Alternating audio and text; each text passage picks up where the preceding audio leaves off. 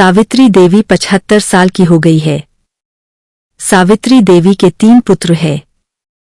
सावित्री जी के पति का देहांत तब हो गया जब वो 55 वर्ष की थी। सावित्री जी एक छोटे से पुराने घर में रहती है, जिसको उनके पति ने ही बनवाया था। तीनों बेटे उनके साथ तो नहीं रहते, लेकिन ऐसा एक भी दिन नहीं रहता जब वो उनसे मिलने या उनकी सेवा करने नहीं आते हो। तीनों की पत्नियां भी दिन में आती है, यानी यूं ही समझ लीजिए कि उनका घर कभी खाली नहीं रहता, कोई ना कोई वहां उनकी सेवा चाकरी में लगा ही रहता है। 3 बेटों ने अलग अलग अपना घर बना रखा है। सबकी अपनी पर्सनल लाइफ भी है और परेशानियां भी है। आदमी चाहे कितना भी बड़ा बन जाए, उनकी परेशानी कम नहीं होती। अमीर से अमीर इंसान को भी यह परेशानी होती है कि वो अमीर कैसे बना रहें। तीनों बेटों ने कई बार जिद भी की मां उनके साथ जाकर वहां रहें, लेकिन उन्होंने कहा कि वो यही रहेगी। उसी घर में उन्हें और कहीं चैन नहीं आता है। आप ऐसा बिल्कुल मत सोचिए कि यह तीनों बेटे बड़े सुपुत्र हैं, इसलिए यह अपनी मां की सेवा में लगे रहते हैं। तीनों बेटों को उनसे ज्यादा प्यार या लगाव की असली वजह कुछ और है। वजह है उनकी मां का एक बड़ा संदूक, एक बड़ा लड़की का संदूक जिस पर ताला लगा है। यह संदूक इनके जीवन में बहुत अहम भूमिका रखता है। इस संदूक के अंदर क्या है और कितना है, ना तो इन तीनों बेटों को पता है, ना ही इनकी पत्नियों को। बस जब से पिताजी गए हैं, माताजी को इस संदूक की रक्षा करते देखा है, इसलिए इन सभी ने अपने अपने अनुमान लगा रखे हैं। ना ही अनुमान बल्कि इन्होंने तो एक आस लगा रखी है कि इस संदूक के खुलते ही यह क्या क्या करने वाले हैं। सावित्री जी उस संदूक को छोड़कर कभी नहीं जाती, कभी जाती भी तो अपने कमरे में बड़ा ताला लगाकर ही बाहर निकलती। वो सिर्फ थोड़ी देर में ही वापस आ जाती। 3 बेटों और उनकी पत्नी की उस संदूक पर नजर ना जाने कब से है। सबने अपनी तरफ से अपनी अपनी कोशिश भी करके देख ली मां को अपने साथ अपने घर ले जाने की, ताकि मां के साथ उनका संदूक भी वहां से हिल सके। और फिर जाहिर सी बात है, जिसके घर में मां रहेगी उसका संदूक। लेकिन सभी एक दूसरे की काट करते हैं। इसकी कृपा है कि मां के आगे पीछे माजी करते ना सिर्फ बेटे बल्कि बहुएं भी चक्कर लगाती रहती है। लेकिन सावित्री जी भी भली भांति अपने बेटों को समझती है। वो जानती है कि उनकी इतनी सेवा क्यों हो रही है। उनकी सेवा उनके संदूक के कारण हो रही है। उन्हें पता है, जिस दिन यह संदूक इनके हाथ आया उस दिन उनका मूल्य कुछ भी ना रह जाएगा। तीनों भाइयों और उनकी पत्नियों में यह बातें हैं कि मां के पास ना सिर्फ उनका सोना है, बल्कि उनकी सांस का सोना भी इसी संदूक में है। मां इसलिए इस संदूक की इतनी हिफाजत करती है। सभी अपनी अपनी कहानियां बनाकर बैठे हैं। किसी का दावा है कि उन्होंने संदूक को एक बार उठाकर देखा है, वो बहुत भारी है। मां के कमरे में इन बहुओं ने कई बार सफाई के बहाने संदूक के पास जाने की कोशिश की, लेकिन मां जी ने उन्हें बार बार टोका और कहा कि इस संदूक से अभी दूर रहो। समय आने पर इस संदूक में क्या है तुम्हें अपने आप ही पता चल जाएगा। आखिर मां की बात कौन टालता, और वो भी अभी तो कोई भी नहीं। बस उस समय के इंतजार में यह सब मां का अच्छा बेटा और अच्छी बहू बनने की कोशिश कर रही हैं। रात में कोई ना कोई मां के घर में जरूर रुकता, लेकिन मां जी उसे अपने कमरे में सोने नहीं देती थी। इस तरह सावित्री जी ने इस संदूक के सहारे 20 साल निकाल दिए। एक दिन मां जी तबीयत थी नहीं थी।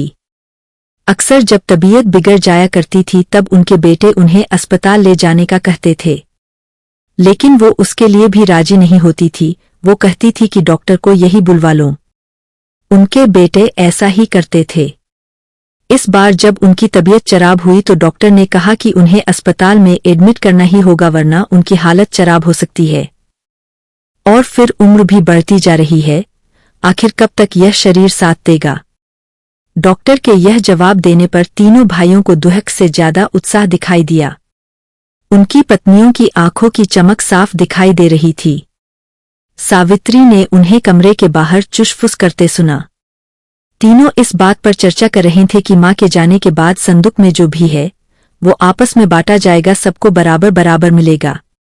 सावित्री जी ने जब यह सुना तो उनको अंदाजा लग गया कि अब समय हो गया है इन सबको यह बताने का कि आखिर इस संदूक में क्या है। उन्होंने आवाज लगाकर अपने तीनों बेटों और बहू को अंदर बुलाया। सबने आते ही कहा, मां अस्पताल चलते हैं, आप वहां जाकर ही ठीक होगी। मां ने कहा कि पहले वो जान लो जिसके लिए तुम सब इतने सालों से चक्कर लगा रहे हो। इस संदूक में तुम तीनों के लिए मेरे पास कुछ है जो मैं तुम्हें आज देना चाहती हूं। मां ने अपने तकिए के नीचे से एक चाबी निकाली और धीरे से खड़ी होकर संदूक को खोलने के लिए नीचे झुकी। वहां खड़े सभी बेटे और बहुओं की धड़कन तेज थी। आज उनके बरसों का इंतजार खत्म हो रहा था। मां ने संदूक खोला। संदूक में 3 अलग अलग कपड़ों में लपेटकर कुछ रखा हुआ था।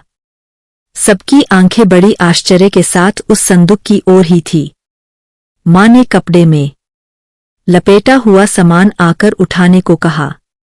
तीनों बेटों ने एक एक सामान उठा लिया और उसे खोलकर देखा। कपड़ा खुलते ही कमरे में मौजूद हर एक इंसान का मुंह फटा का फटा रह गया। उन कपड़ों में से निकला एक भारी पत्थर। तीनों के हाथों में था एक एक पत्थर। यह क्या मां, इतने दिनों से तुम इन पत्थरों को संभाल कर रखी हुई थी और हमें बेवकूफ बना रही थी। हमने सोचा तुमने गहने संभाल कर रखे हैं। मां ने कहा, मैंने तुम्हें कब बेवकूफ बनाया? और गहने तो थे, बहुत थे, लेकिन कब, किसके लिए, कितने बचे, इसका मैंने हिसाब नहीं रखा। जब तुम्हारे पिता आखिरी समय में थे तब हमारे पास कुछ नहीं था। तुम तीनों ने शादी के बाद ऐसा मुंह फेरा। क्या तुम्हें पता है कि किस अभाव में उनका अंतिम समय गुजरा? पर उस समय भी उन्होंने तुम्हें कुछ नहीं कहा। उन्होंने उस समय भी मेरा सोचा। उन्हें पता था कि उनके जाने के बाद उनके बेटे मेरे साथ भी यही करने वाले हैं। इसलिए उन्होंने मेरे लिए इस संदूक का उपाय खोजा। देखो कितना सही उपाय दिया था। तुम लोगों को बेवकूफ बनाना या तुम लोगों से सेवा करना ना उनका मकसद था ना मेरा। वो तो चाहते थे कि उनके जाने के बाद मैं अकेली ना रहूं। बेटे मेरे साथ हो, मेरी आंखों के सामने, बस यही इच्छा थी। अब मैं शायद ज्यादा ना रहूं, इसलिए मैंने तुम्हें सच बता दिया। सभी बेटे बहू अब कमरे से बड़बड़ाते हुए और गुस्से से निकले। करीब 1 घंटे तक मां के कमरे के बाहर ही सब एक दूसरे पर अपना गुस्सा निकाल रहे थे। बहस हो रही थी कि अब मां को अस्पताल ले जाना है कि नहीं, और ले जाएगा तो खर्चा कौन उठाएगा। मांजी अपने बिस्तर पर लेटी हुई सब सुन रही है। आपको यह कहानी कैसी लगी हमें कमेंट कर जरूर बताएं। इसी तरह की अच्छी कहानियां आप यहां पर पढ़ सकते हैं। यहां उपस्थित शिक्षाप्रद कहानियां आपका मनोरंजन करने के साथ दिशा भी देंगी। तो बने रहिए हमारे साथ और हमारे प्रयास को सफल बनाएं।